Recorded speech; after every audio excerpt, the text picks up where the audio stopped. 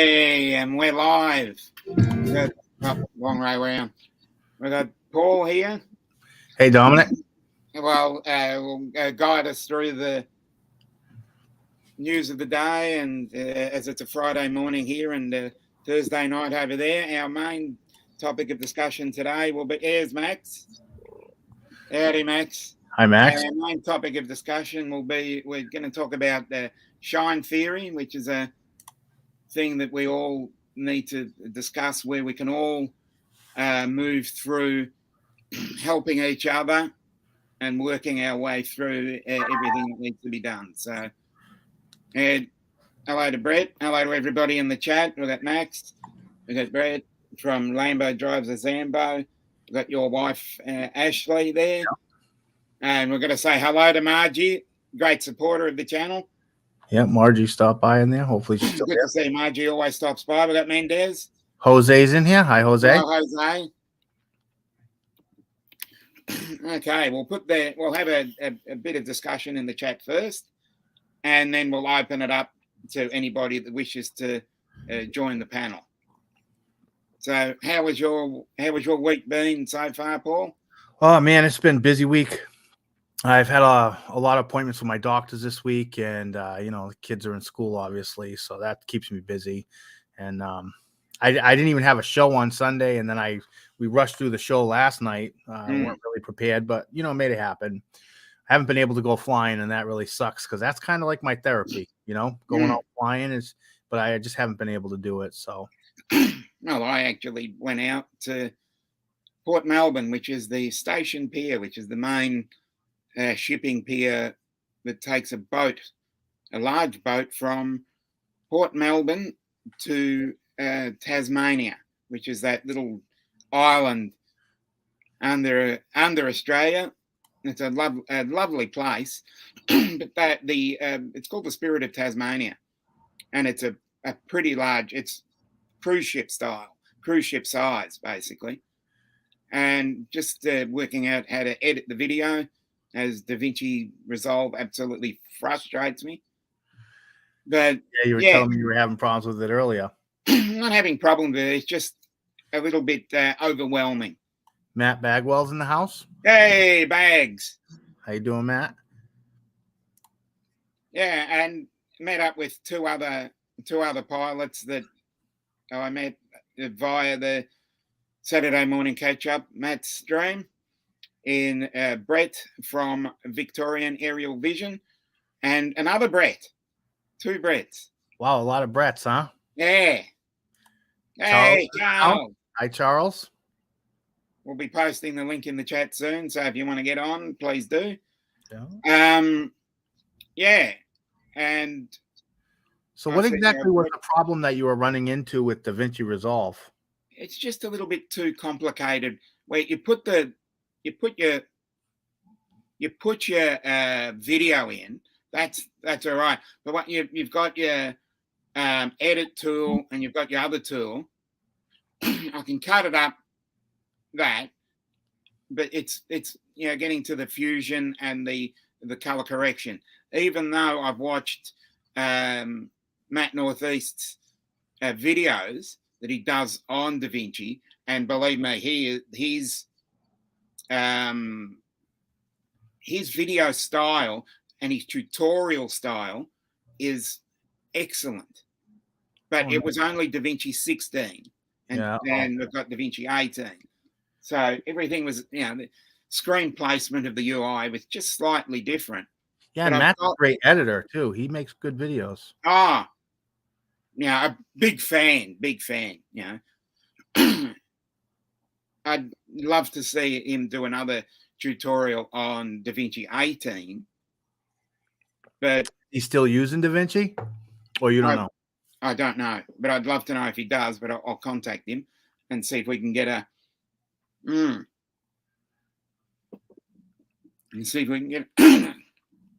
update on that. But because Brett from Victorian Aerial Vision, he pulled out a Mini 2 and said, because it was 20 or so miles an hour, the wind, 30, it was just a little bit over 30 kilometers an hour. And because he'd sent me an email earlier that morning, probably about 6 or 7 hours early, just before he went to work. He said, looks like a beautiful day. Let's go out for a rip. And I thought, okay, yeah, great. Hello, Michael. And so we get there about 4:30, and the wind is blowing, and I'm going, my butt cheeks were really clenching, I tell you. Oh yeah. And then I said, I'll let you go first. Pulls it out, lets it rip right over the water along the cove and along a few other things. And he's just, letting it rip. And I'm going, okay, well, if you can do it in that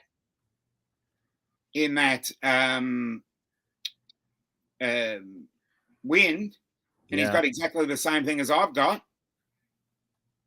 then okay, I'll put it up. Yeah, that Mini 2 handles the wind so well. That was the most important I thing put it about up and went, okay, I'm starting to feel a bit more comfortable about this. Yeah. So I went out over the water, went alongside the Spirit of Tasmania, and then curled back along because it's a little sort of like a little jetty. There's a little jetty, and then you've got the whole. I'll do another one because that was just more of a getting a feel of it. And I felt pretty confident. I'm thinking, yeah, I like this. This is good. Yeah. So I might actually go up and do another run like Paul Murray does, where he goes around the ship and does the skyline sort of thing. Yep. Because as you go, you've got the station pier where you've got all the cars driving in to get onto the boat, ship, whatever. And then you've got another little watching. Hello, Sam. You've got that area, and then you've got further back. Hello, Christy. And then you've got that little area where you can actually. It used to have a crane, and now it's just ornamental. And then you've got further around, and then you walk along what's called Beacon Cove, and it's a lovely little spot. You've got Beacon Cove, and you've got a nice little walking area, a walking track. It's sort of the really, it's not really a beach because the beaches are further that way, not this way. As you go up there, you go further around to all the industrial area where all the cargo ships and other ships come in. And then as you go further that way, hello, Barclay. And then you've got, as you go further back, you go on to what's called the Westgate Bridge. And I think it's one of the best bridges in Australia. I know that's going to be open to discussion with everybody else. No, Beacon Cove, not Bacon Cove. But yeah, as you come back further, you go further. As you come further back into the city, you've got the Docklands Harbour, Victoria Harbour, and it comes back in, and you've got a big stadium called Marvel Stadium where you've got it's a multi-purpose stadium where you can watch sports. It's got a retractable roof. Yeah. Is this by the area that you film in often? A lot of your videos I see you taking off from, like, it looks like the same location. Yeah, there's Darebin Parkland, which is further back. That's a couple of kilometres inland.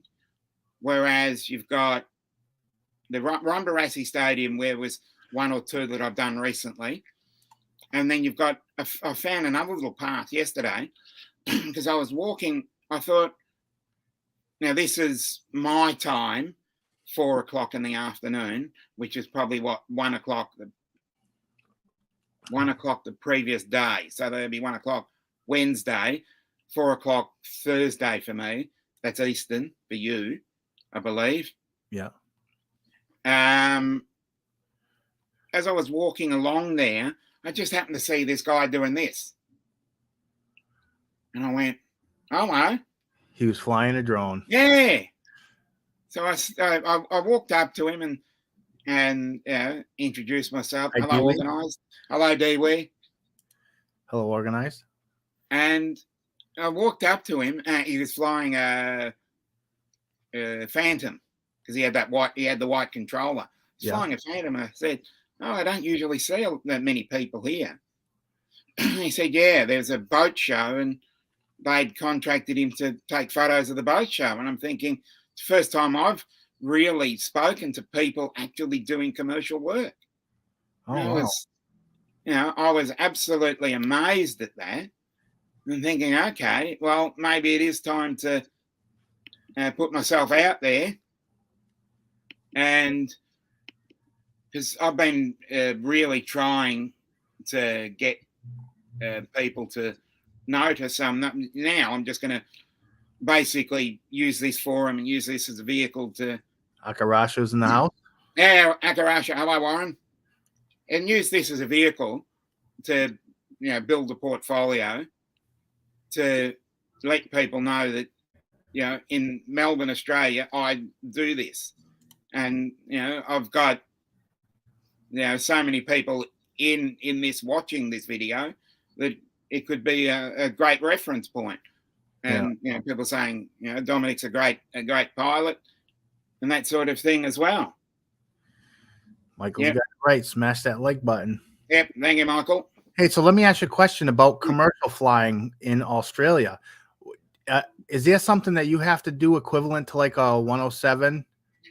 Okay. The situation being, if you have the operator accreditation,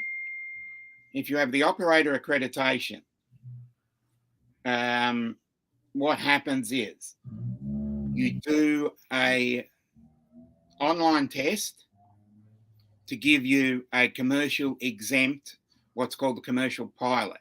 If you have you can fly everything. Hey, Trevor, I need to. If you want to get on, because I would like to find out a way to get in contact with you, because I'd really like to have a chat to you about a couple of things as well. So I'll put the link in the chat in a few more minutes, and we'll get to that because I want to get in contact with you, Trev. What I was saying, we get a 2 kilo, and it's called commercial pilot. And anything under 250, you're okay with. Everything above 250, but under 500, you have to make a small, like an Air 2S, Maverick 3, and that line, you have to pay an extra you have to pay $40 for. Oh, so it's like basically you have to register it almost. Yeah, you have to register everything. Hey, Tammy Jane. Didn't expect you to be up, but you've got a show to get ready for.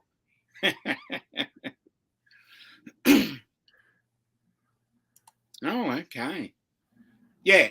So what happens is, it's like a learner's permit or a learner, with the L plates. I don't know if you have yellow background with an L on it. You put it on the car, and that's called an L plate. Sort of like that. You go up through the levels, and Trevor is also he's got more accreditation than I have, so he can do more jobs. But he's from the area too. Yeah, he's from South Australia, but he's still Australian. So then I think he's got more. He's certainly got the REPL, which is the remote pilot's license. So that's the next level up. And then you've got the next level up, which is the remote owner certificate. And then you've got one more level, which is the aeronautical radio operator certificate, where you can use that. And if you've got that means that you have to apply to use anything up to 25 kilos. So that's, agricultural drones, your DJI Agris. Yeah, I get you. Like people work construction, like what Dre does. Yeah, Dre. Work like that. Yeah. Yeah, Rob Kamada, I believe, is another one that does that sort of commercial. Where's the? Now I'm going to... Where's the invite button? Oh, there's the invite button. Okay. You can put the link in the chat for a few minutes. Because I want, if Trev is available. If not, he can direct me to some way of getting in contact with him. Dewey says he nearly bought a Nevada. Yeah, let's have a drink at this time of day.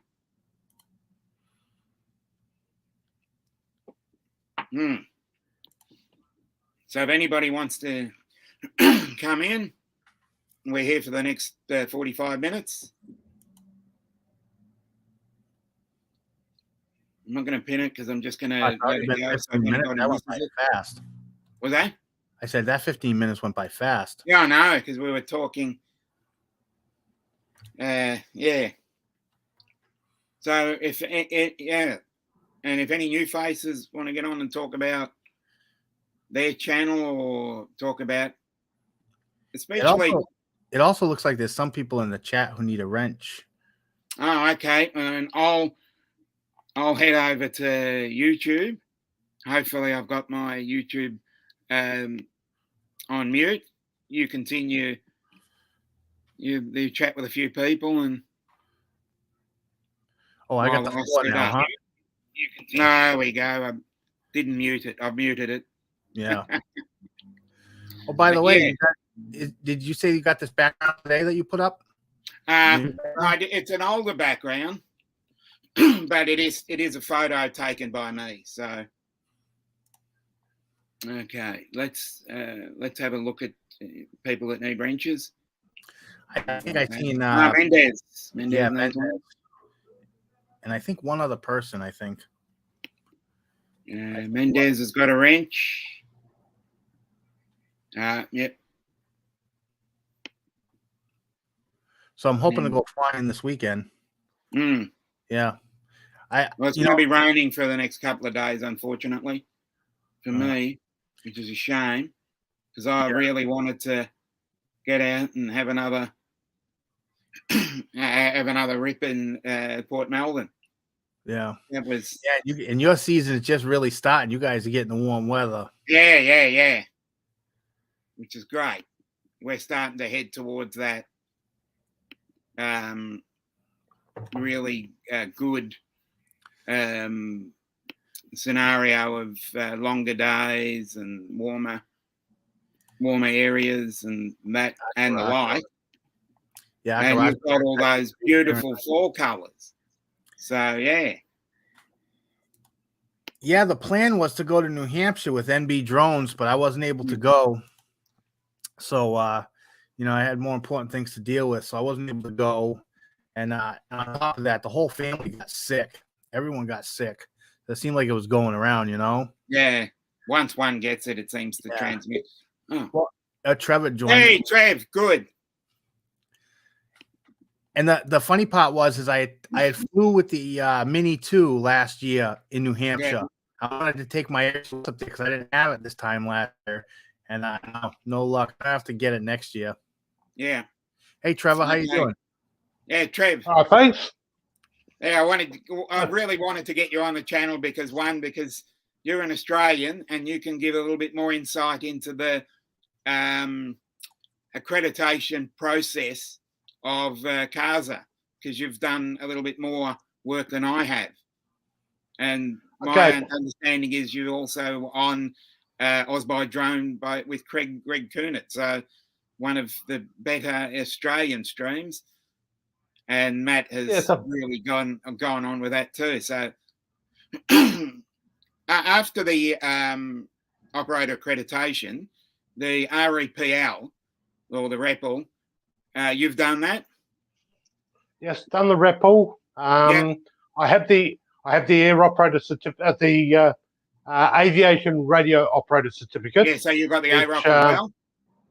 Which you're required to have if you're actually operating around aerodromes. So let's say you're working on the dead side of the circuit of the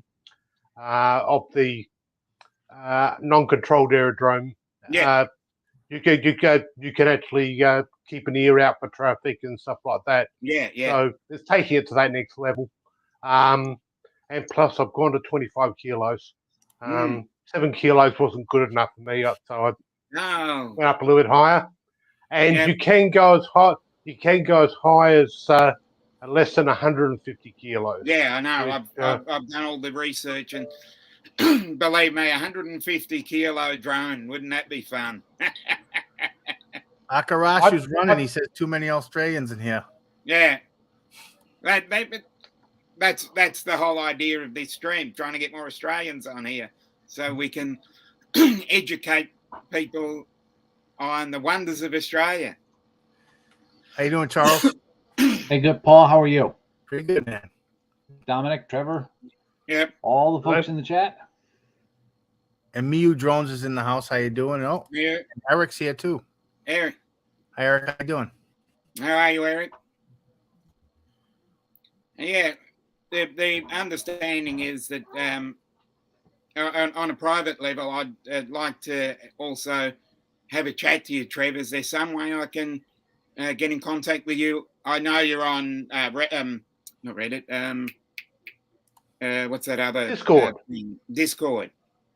Is there a private messaging function on Discord? Yes, you would have seen that you actually recently became a friend of mine on Discord. Yep. So we can have person-to-person chats. Okay, no worries. That are private. Well, person-to-person, private, something like that. Because then I can, I'd like to somehow get in contact with you to have a bit more of a chat about the Australian content and how we can further the Australian drone industry, basically. Yeah, we're lucky. We do actually have a person in Queensland and one in Western Australia that both are actively going out and flying drones. And of course, you're in Melbourne. Yeah. I'm in South Australia, and we do actually have Dash in New South Wales who gets out from time to time.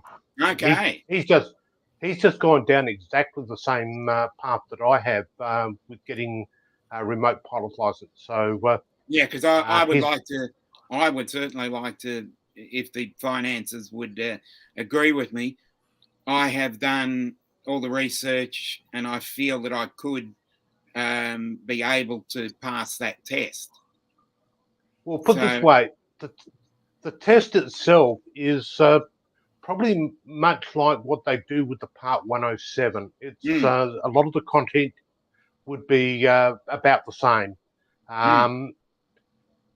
It's a lot of common sense involved in it. You controlled airspaces. It's nothing to get. You just I was lucky. I was put through using FPV Australia, who are one of the license providers here in Australia. Can't think of his name. John. I can't remember his name off the top of my head, but they've got some excellent videos and stuff like that that could go along with their package. I have gone through their website, and I've actually spoken to them. But the as I said, my main concern at the moment is just coming up with the money for it. Other than that, I've got a cat, unfortunately. But yeah, there's a cat here. I was just wondering what it was. Yeah, it's a cat that wants to sit on me. But yeah, I think I'm probably basically ready to do that. It's just we got reptilian research in the chat. So you'll get a wrench. I like your work, so you're getting a wrench. But yeah, and for our US viewers, you pay what is it? I think it was $175. Yeah, they pay that for a license. Yeah, ours is was so far I've gone through 2,800. Yeah. Wow. Yeah. So our accreditations are a lot more expensive than yours. Yeah. Um, I might, if I I, might if be I able hear to it, get an old fart discount at least, because I think they said if you're yeah, over 50, you get a generous discount. So yeah, that's good. it literally takes you to that next level. Yeah. Where your basic RPA training, which allows you the excluded category. Yeah, because I'm only in the excluded category of the commercial pilot. Yeah. And we were discussing yesterday on Alexis's stream about the fact that you wanted the printed version rather than the Apple Wallet or Google Wallet scenario, the digital version rather than the hard copy. Yeah, I went to the basis. I'm one that likes to have all my training accreditations. If I'm paying this much money, I like to have all my training accreditations actually in a nice folder, etc. Yeah, in a nice so folder that that you can carry around with. Yeah, if somebody I goes totally ahead and agree with asks that. me, if somebody goes ahead and asks me for my accreditation or to view them, I can actually show them, or I can actually send copies off with my resume. Definitely. I can right? certainly understand that. Yeah, but unfortunately, we live in the digital world, and that's always going to happen, where everything's going to be more digital these days, rather than we have the same problem with not wanting to squirrel here, but we have a similar problem here with membership cards for sporting organisations, where they went from the plastic membership card to the digital version, where you just get your phone out and go bang. And there's been a public outcry about that, so you can have a digital version and a plastic version that you can swipe or do what you like to get into games. But that's a bit of a squirrel there. Yeah, so a lot of people too like to save their tickets. Yeah. Memorabilia, like scrapbook or something like that. Definitely. But the one that came out is during COVID. We all had that digital certificate for COVID vaccinations, and the vaccination of course, certificate. some nice little people actually worked out how to actually fake those. Yeah.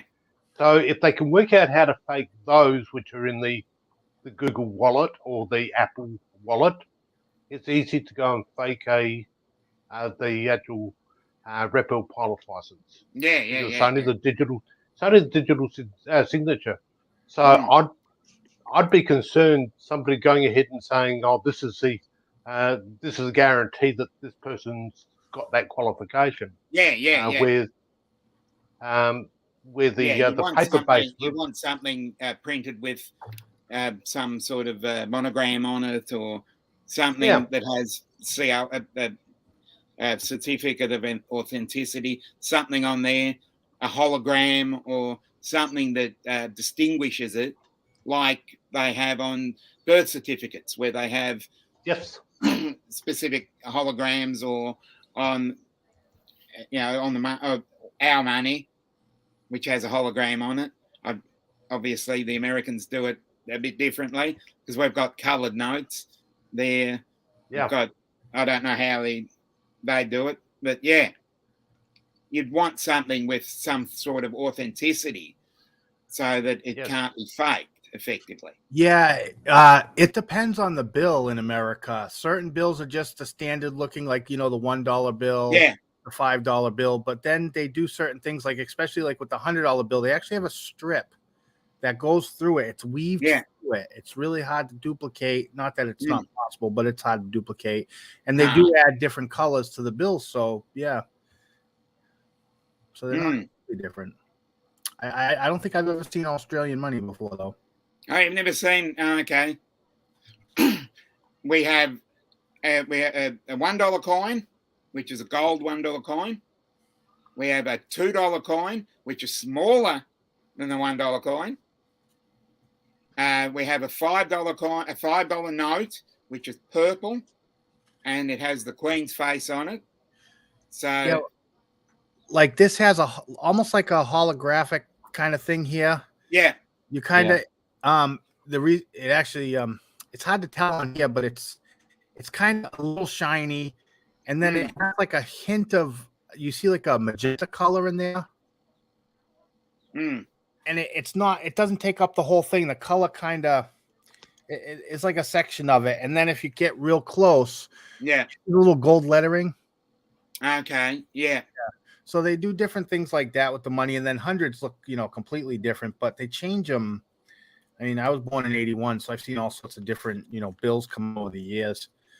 Yeah. Well, we changed our money we've changed our money probably 4 or 5 times. I was born in 68. And that was 2 years after the decimal currency was introduced into Australia. So, what do you mean by decimal currency? What does yeah, that mean? we had pounds, shillings, and pence. Oh, okay. Yeah. And we went to the decimal system of, we don't have the 1 cent and 2 cent pieces anymore. We have 5 cent, 10 cent, 20 cent, 50 cent, which is an octagonal coin. And then as we go up, we've got the all the way up to the green. We go all the way up to the green. What do you call it? The sort of green note, and then a yellow pineapple, which is the 50, a lobster, which is the 20, and then a blue $10 note. Okay. Okay. Chat amongst yourselves. I'm just going to rush off to the toilet. Sorry. Should have gone before. I'll be back. It happens. Yeah. So we our notes are also a polymer plastic. So therefore, it does make copying them a lot harder because the feel of the note is just can't be duplicated. And plus, the big selling point when they did go plastic was that they last longer in circulation. So we're not printing as many, but yeah. So this is I don't have one in my wallet, but this is the American $100 bill, and you see the blue strip there. Yes. Yeah, that's weaved through it right there. So and it's got the watermarks in there and all that. It's really, really nice looking bill. Sorry about that. Yeah, I pulled up my ball's in. Hello, Don. Hey, what's up, Don? Yeah, I pulled up a picture of the United States $100 bill. So you see that blue strip in the center? That's what I was talking about. We're kind of weaved through the material. Yeah, Yep. It's no one good thing about our notes is that you can put them in the wash. Yes. Oh, that's definite. That is going to be an interesting chat about Akarasho making on the Australia redoing the money with King Charles. I believe it's in the works. I think the coins will come out before the $5 note is changed. And you don't know, considering the fact that Liz Truss has moved on from is no longer Prime Minister of the UK. Things can change pretty quickly in terms of the fact that if we go all in, I don't think that Charles is going to last the 70 years his mother did.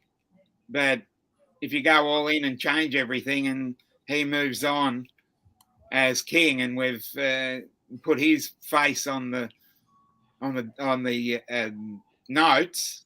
Hey, Chris. Hey, Chris is in the chat. Margie's back in the chat. Yeah, and Chris is in there too. NB Drones. He's in. I've given him a wrench. So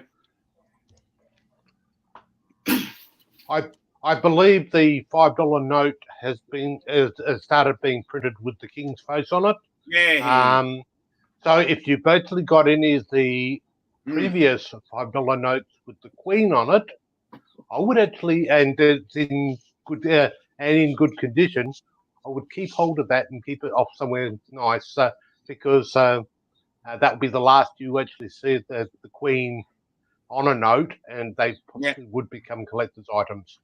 no, definitely. I But was going to say, it's a shame the time difference and it being a Friday morning. Tim Jackson from one of our friends of the show from Queensland. He's an avid noodler, which is he goes about picking up coins with errors on them, and told me about noodling, and it was something new to me. So that was very, very interesting, I must say, when you talk about errors on coins and errors on banknotes. I found that very interesting. Yeah, there's that show. I can't think of the name of it right now. It's a show in America, and it's a pawn shop, and they buy Hardcore Pawn. It's called Hardcore Pawn, and but it's a pawn shop that people come in and they bring all these interesting things, and they put which ones they find interesting on the show, and a lot of it is things like that, money that has errors on it, things like that, and some of that stuff goes for a lot of money. Is that's not the one with Rick Harrison on it? I think so. I'm trying to remember what's the name of it. Yeah, that is the one with Rick Harrison. Okay, yeah, I've watched that before. Yeah, because I just love his attitude where he goes in. Someone will come in and say, "Oh no, it's Pawn Stars." Oh yeah, Pawn Stars. Yep. Yeah.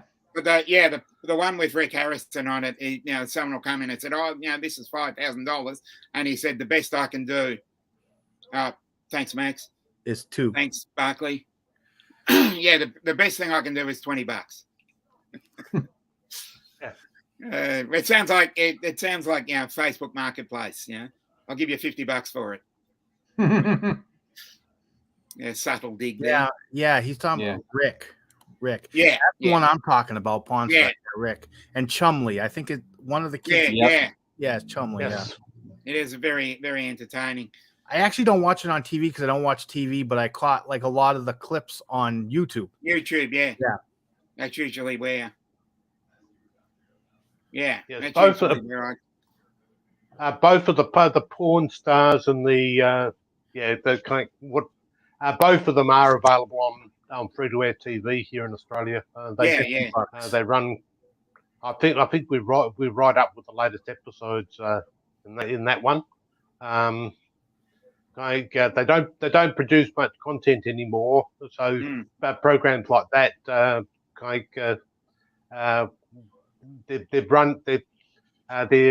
literally as they're going into being produced and released, they're actually going on TV. So I believe we are right up with the latest.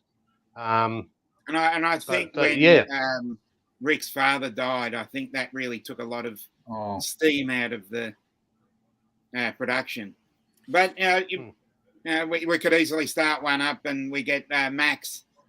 We have a drone pawn shop, and we get Max running the show. And he'd be challenging everybody. Oh, that's worth $50.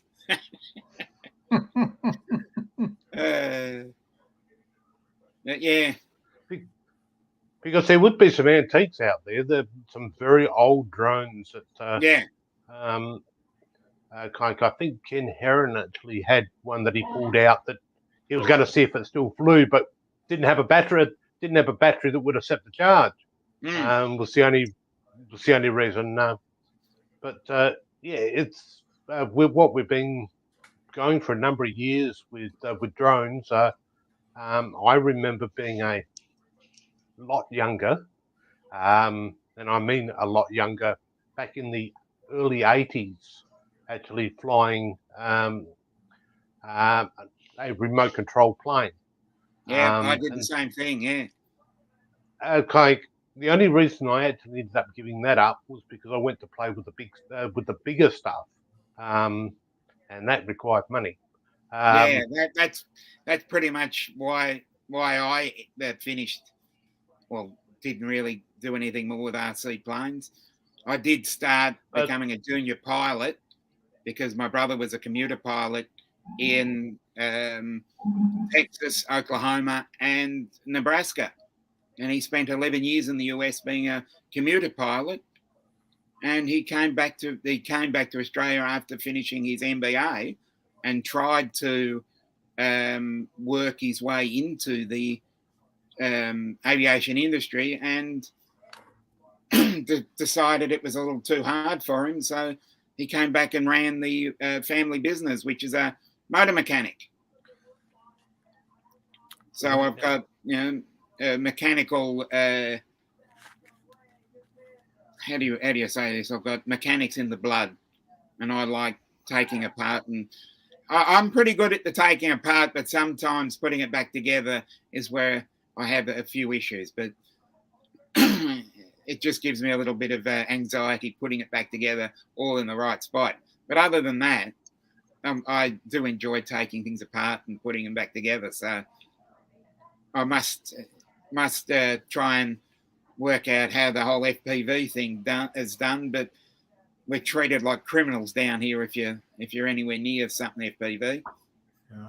I used to, if I had to take something apart, sometimes I'd put little stickers on them, almost like post-it notes, but not post-it notes. Yeah. And the parts that connected had the same number or letter, so that way when I put it back together, it would just match up the number or letter. But I used to have fun doing stuff like that too. But recently, I found a great catharsis in watching a program called The Reassembler with James May, an English. I think a few people. Big fan of James May. Yeah, a lot of people would know who James May is. 1/3 of the Top Gear Grand Tour assembly, and I'd really love to. And I know this is really going out there, but I'd really love to see a Grand Tour style of sort of like YouTube series where 3 doddering old blokes or old farts get out and have a bit of fun with drones. I know that we're all in different parts of the world, but we could easily film a video and then send it to each other, or send it to one person who's very creative with the editing, and we could have here's Chris. Hi, Chris. And Dewey makes a good point here. He said he used YouTube to fix his carburetors on his Suzuki Bandit. YouTube is a great tool for that. Hi, Chris. Well, I now, if I need to find something, or I need to work out something in terms of if I need to fix something, or I just need an instruction manual, I go straight to YouTube and type it in. Lambo said YouTube is how he destroyed the AC on his Mazda. Yeah. I as I said, I do think that we've really got enough creatives in this space that we could all chuck some video together and just have a little bit of fun. Just get out there and dick about. Because I think life's too short to be serious, and we can all. And it's great that we're all in different spots too.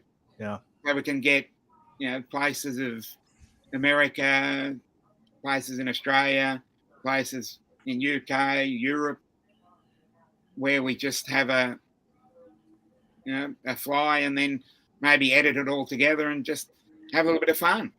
Yeah. I think me and Paul talked about doing that once with our group too. Like you talked about putting together a compilation, right? Yeah. Yep. Yeah. That'd be awesome. More a compilation of dicking about, but dicking about legally. Yeah. And there are a I was couple going of to say, how are we going to have exploding drones, and where the fire is going to be set, and all yeah, this other exactly. stuff, you know? Just yeah. And how do you do a handbrake? How do you do a handbrake turn in a drone? But yeah, just It's something possible. a little bit lighthearted while educating people. Well, you know, you'd have to figure out a way to take something like a mini or mini SE, and how do you do something FPV-ish, like orbiting a tree really closely or weaving in and out of stuff, and bam. Or how do you get to a certain spot in a specific amount of time where the producer hands you a thing? This is what we've got to do today, sort of thing. Because I don't know how many people on here have watched the Top Gear, the Grand Tour, and the Jeremy Clarkson, James May, Richard Hammond style of educational comedy. I don't know how many people would know who they are, but if they do, then because that's really influenced my style on YouTube and everything else. Lake Pilot's in, so he seems to know the Yeah, you said Top Gear. Top Yeah. Gear or the Grand Tour. Yeah, I've seen it a few times. Again, only on YouTube though. Yeah. I've seen clips of it, especially I think it was he was driving the McLaren, I believe, was one of them. Yeah. Oh, what a beautiful car. Yeah. You watched the whole series on Prime. I believe. Yes. I did. Hi, Tony. So we got Lake Yes, Pilot, the Tech.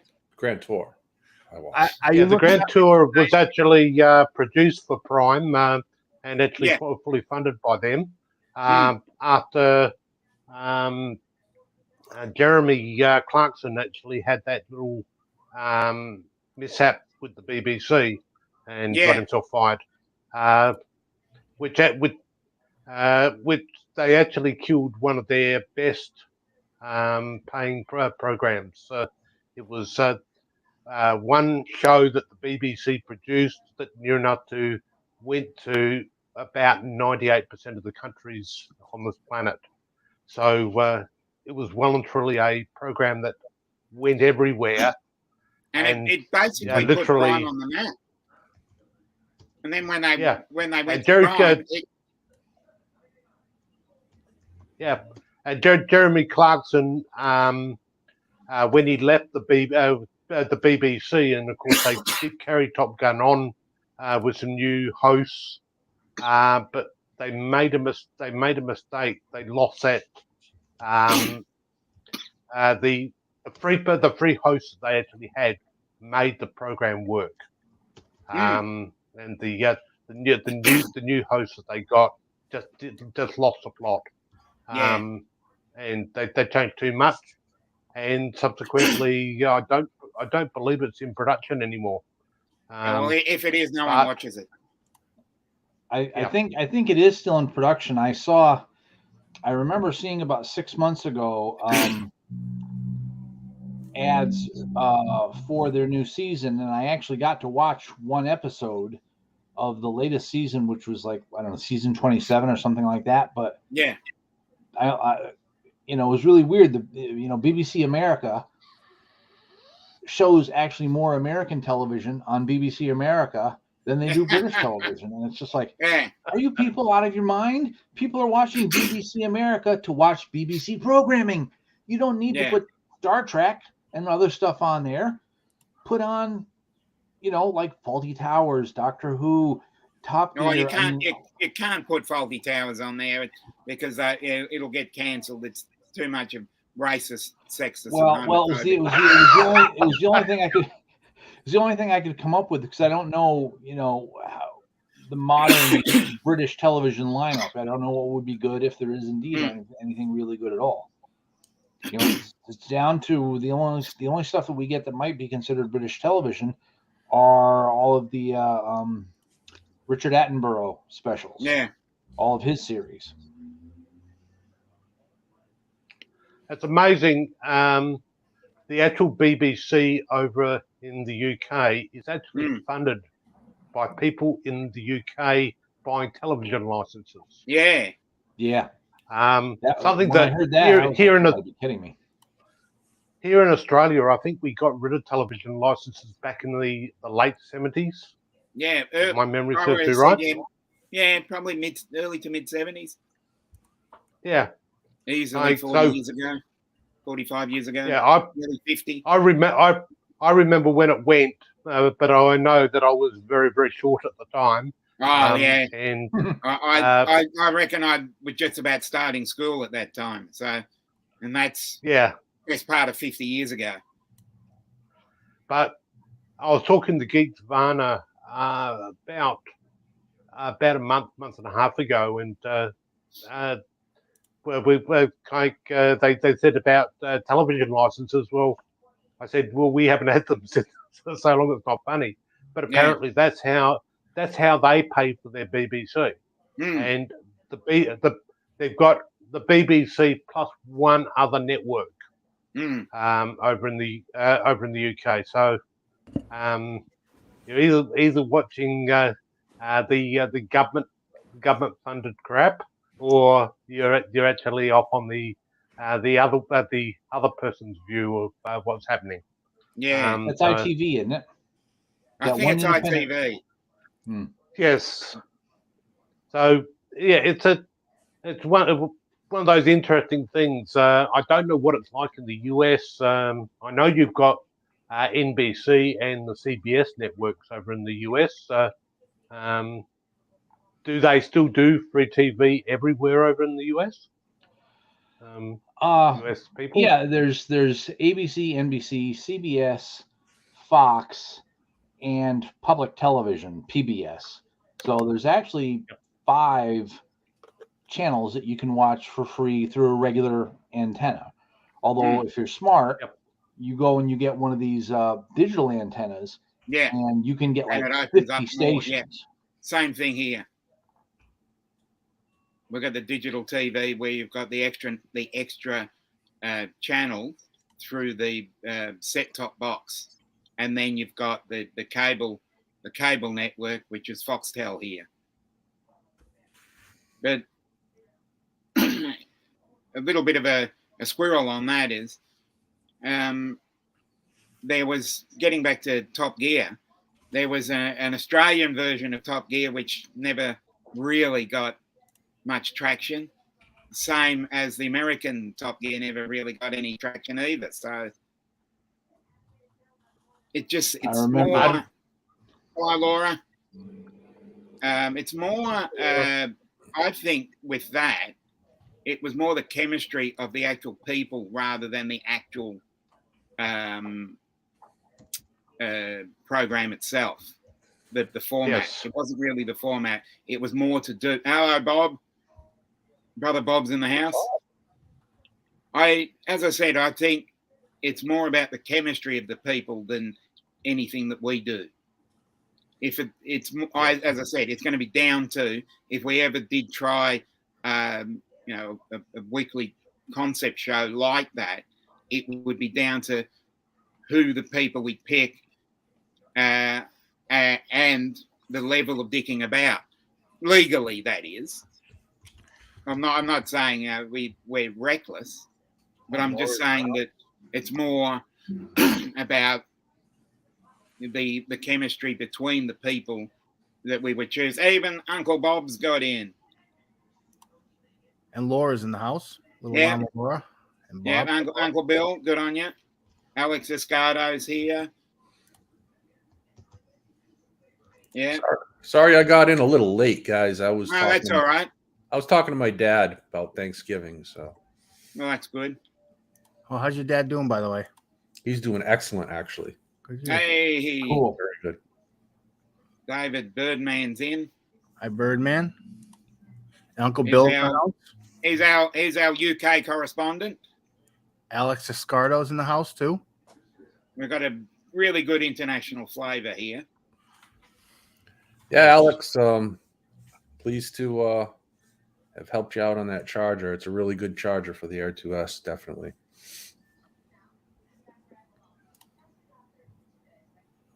Was it the same charger that we have? Yeah, he came into our stream last night near the end.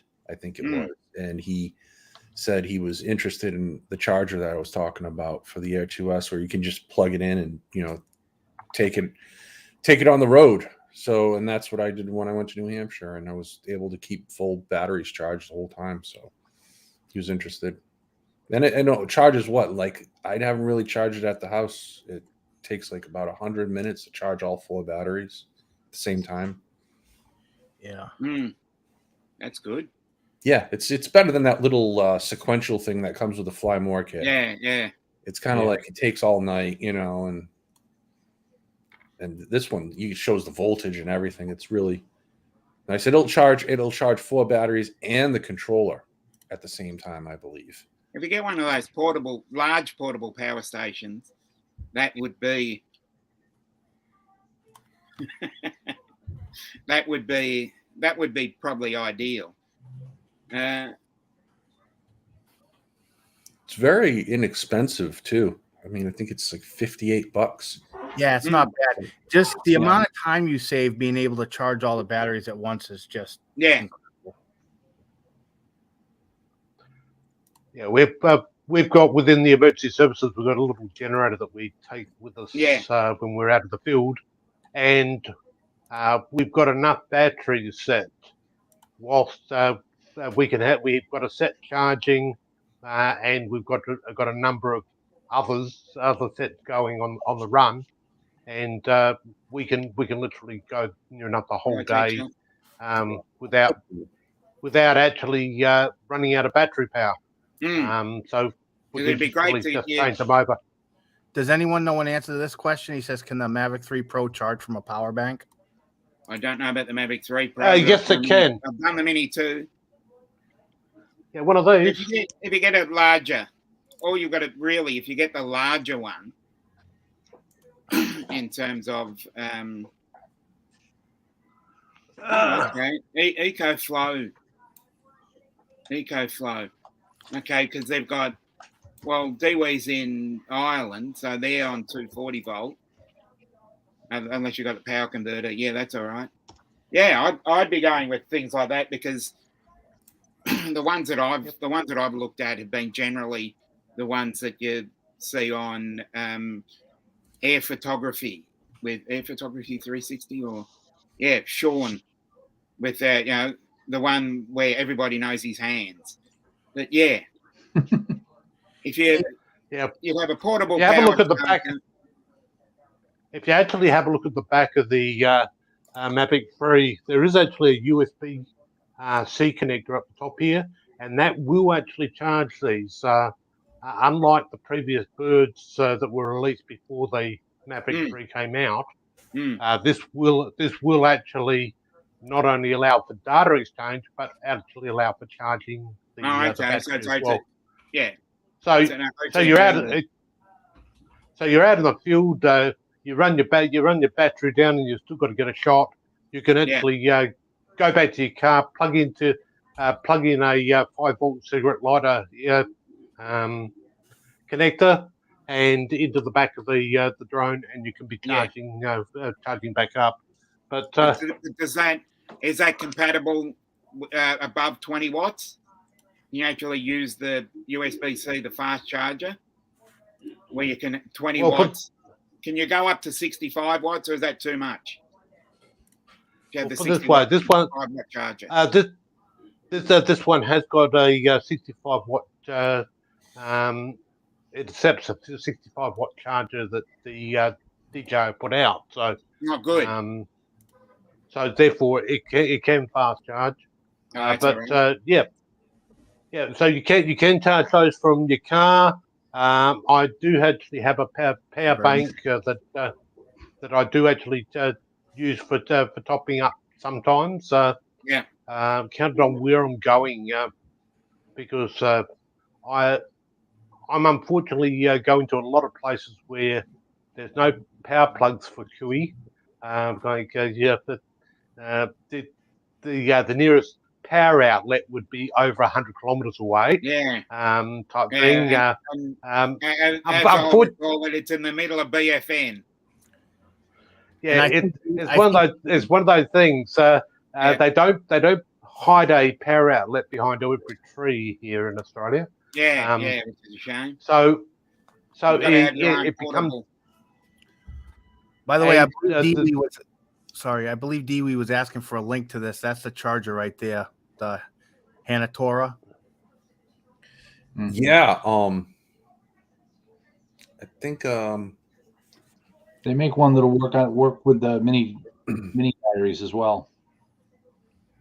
I think you just gotta plug, like just go to Amazon Prime and just plug it in, Hanatora Air 2S charger, and it'll come. Amazon should have all the they do respective accessories, because I think that's where everybody has actually purchased them from. The ones that I've actually seen on various drone accessory videos. So yeah, and as we're coming up to the hour, I'm gonna make some goodbyes over the next. We'll go for another 5 minutes and say goodbye, and everybody in the chat. Wow, there's so much to chat. connect to everybody else, and then we can all learn about everybody else's videos and streams, and we can all share information. But yeah, well, we'll see you in 2 weeks, and we will work out how this concept goes going forward. So I'm going to say goodbye, and I'm going to go each individual person and give you a minute to chat about what your hopes are for the next week. So I'm going to start with Paul. What's up with you for the next week? Well, I want to go flying this weekend coming up. I haven't been able to go flying yet in a couple of weeks now, so hopefully I can get out this weekend.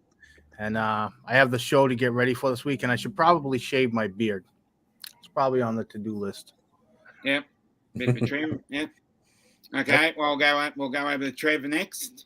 What's coming up with you? Well, I've actually got quite a busy week coming up, which will end up with me being in Adelaide next weekend. Okay. For those who don't know where Adelaide is, it's about 200 k's that way. So I'll be over there for a major conference, and we will be talking about drones and drones within emergency services. So something I'd certainly like to get into. Okay, we'll go over to Charles. There'll be Well, 2 things. I did manage to get up in the air a couple of days ago. I've been trying to get back up, but literally every time I go, I'm going to go get my drone, I'm going to go out, the wind force like triples. I'm not kidding you. One day I was just standing out on the deck. Air was not moving at all. I'm like, okay, great. I go in the house, get my drone, come back out, and we've got like 20 plus mile an hour gusts. So that's why it's I'm windy. like, So I'm hoping to get up in the air within the coming week, and I'm hoping in the near future to indulge in another little passion of mine, which is role-playing games. Okay. I'm going to see if my character survives. It's his first mission tonight. I'm going to be doing hopefully some, online role playing, and I'll put out links for that and so on and so forth. No worries. Okay. Good night, everybody. Yeah, and on to Chris. Oh well, work. Yeah. A lot. I started a job, and it's busy season, so I'm going to be working 6 days a week.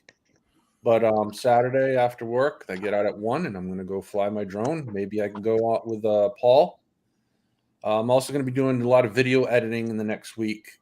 Great. My New Hampshire trip, and I've got a lot of other footage that I just really want to get out there, and it's mostly about drones, working drones now. So yeah, visit with some family as well, like my dad, because I was talking to him. So that's what's on my agenda for the week. Okay. No worries then. Well, we'll go back there, and I'll say goodbye. I'll put it out to the group layout, and we can all wave goodbye and see you in 2 weeks. See you in 2 weeks. Yes. See you guys. Yes. Good night, folks. All right. Good night. And just